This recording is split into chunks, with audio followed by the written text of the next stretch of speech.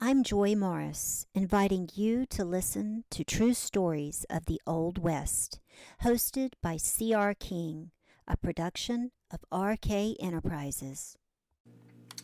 Hello everyone, C.R. King here. I've been out with COVID. I'm better now, so I'm back doing a podcast. Today, we will talk about Henry Brown. On Wednesday, April 30th, in 1884, a little bit past 9 a.m., 4 men rode into Medicine Lodge, Kansas. It was raining hard. Few people were outdoors. There were 2 men working in the Medicine Valley Bank, E.W. Payne, the president, and George Geppert, a clerk. When 3 men entered, while a 4th man remained on his horse in front of the bank. It was supposed to be simple. You walk in, rob the bank, hit the road hard, escape to the countryside, go back home. But something happened. And what happened was one of the men, John Wesley, for whatever reason, shot the clerk, Gippert.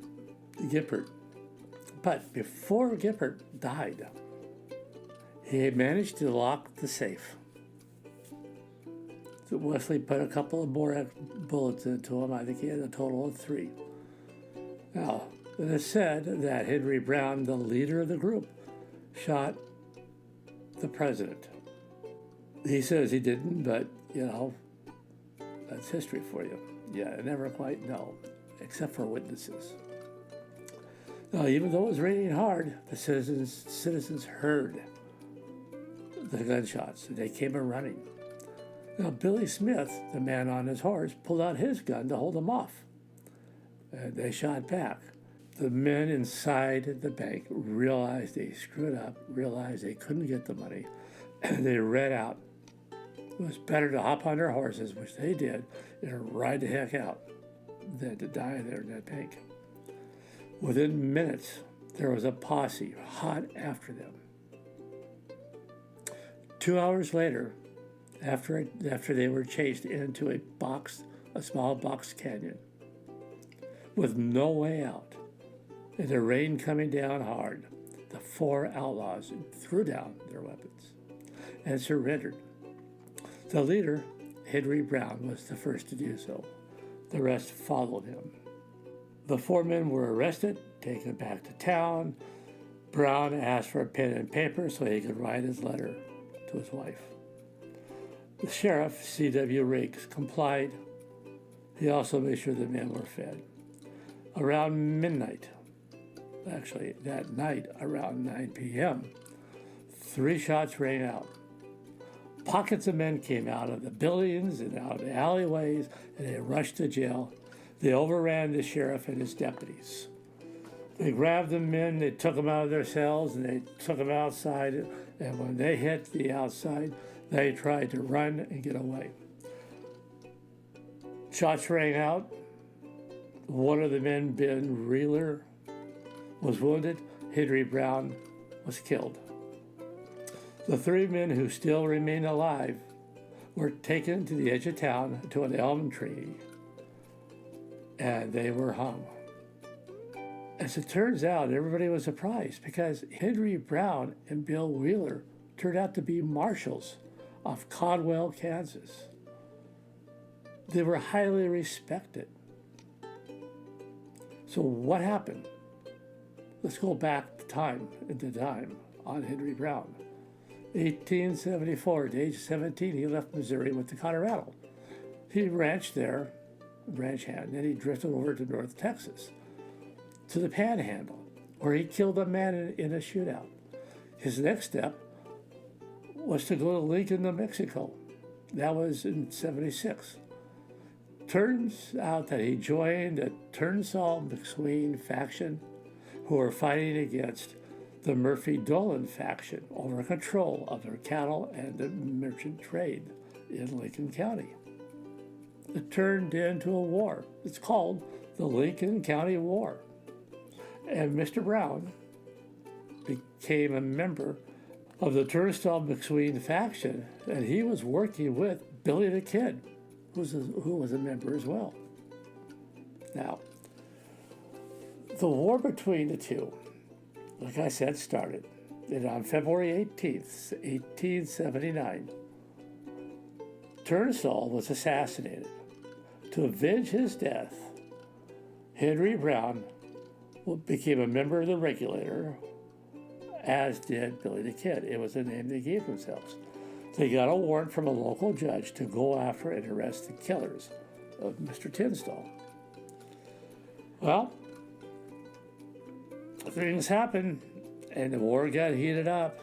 Now, Brown was involved in the Battle of Lincoln and the 5-Day War, and he and Billy the Kid and a handful of others were at the McSween house, and they were surrounded by the Lincoln sheriffs and the army.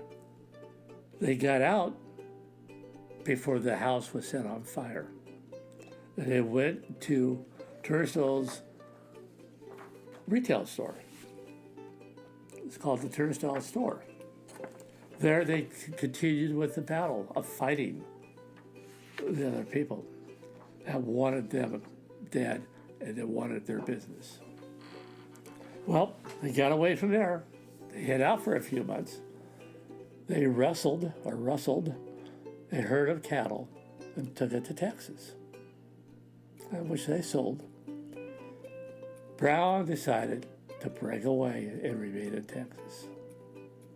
1882, Marshal Bat Carr of Caldwell, knowing Brown as a lawman in Texas, hired him as his assistant.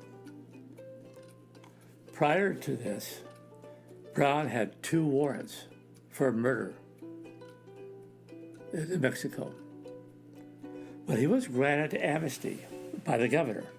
Billy the Kid tried to get amnesty, and he was denied. Henry was doing pretty well.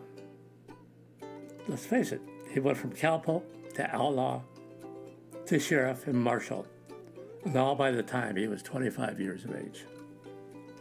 Well, things got even better because Marshal Carr, resigned, and Henry was appointed town marshal. He appointed as his deputy Ben Wheeler, a friend who, like himself, was once an outlaw, but now they both had marshaling experience in Texas. It is said that Brown and Wheeler cleaned up the town of Caldwell. He was beloved by the people. He did not smoke, he did not gamble, he did not drink, and he was modest and attended church on a regular basis. The citizens chipped in, and they presented him with a gold-plated, expensive Winchester rifle. Caldwell Post, their local newspaper, spoke of Brown's ability as one of the quickest men with a gun. There were numerous shootings, of course, and they were all justified as shootings due to his job. On March 26, 1884, things got even better because Henry Newton Brown got married to Alice Levagood. They purchased a house, and they were preparing for their first child to be born. A month after the wedding, he and Ben Wheeler asked the mayor for a leave of absence so they could chase down a criminal. The reality, what they did was they teamed up with 2 Texans, Billy Smith, age 28, a ranch hand at the T.S. Ranch, and John Wesley, age 30, who worked at the Treadwell and Clark Ranch. Wesley was considered a hard man. He never slept without a gun and his rifle close by. So, that's Henry Brown's background. He was a criminal. He was involved in the war, the Lincoln County War. He dealt with Billy the Kid. So why did he do this? Why did this respected marshal do this? Well, the message in his letter, and I want to paraphrase. Actually, I'm going to quote just a section of it. Quote, "This is hard for me to write this letter, but it was all for you, my sweet wife. for the love I have for you. Henry Brown did it for love because he wanted to make sure that they had enough money for his new family. You can find that letter in the Kansas Historical Society if you want to look it up. The whole letter. It's not long.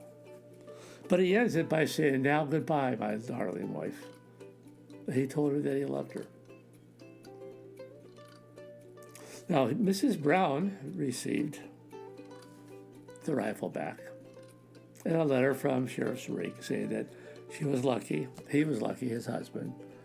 He was shot in the back 3 times. There was no pain. He was instant death. They actually hung him along with the other 3 men just to prove to everybody who wanted to rob a bank in Medicine Lodge to back off. So what happened? I've said this over and over. There's a thin line between outlaw and lawman, especially in the Wild West. Very thin. They would go back and forth. And that's exactly what Henry Brown tried to do, and it backfired. He had a short life. He died at the age of 27. Okay, everybody, that's it for Henry Brown.